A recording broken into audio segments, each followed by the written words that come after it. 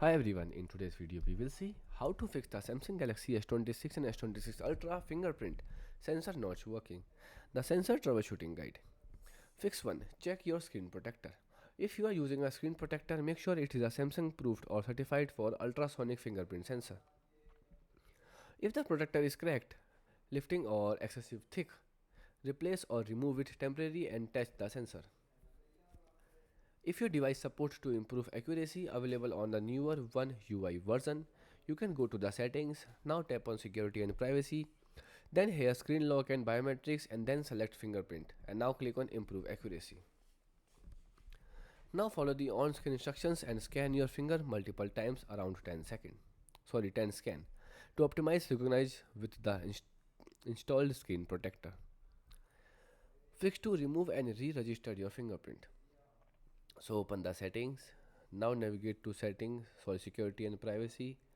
Then click on screen lock and biometrics fingerprint. Now delete all saved fingerprint and tap add fingerprint. Now register your fingerprint by scanning different parts and angles of your finger until setup is complete. For better reliability, register the same finger twice as separate. The fingerprints this can improve unlock speed and recognize the consistency. Fix 3. Perform a force restart. So press and hold the volume button and power button simultaneously for about 10 seconds. Now release the buttons when the Samsung logo appear. Once the phone starts, test the fingerprint sensor again. The Fix 4 test the fingerprint sensor hardware. So open the phone app. Now dial *#0* and tap sensor.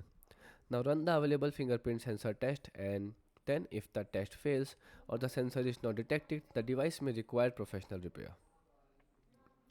The Fix 5 reset all settings.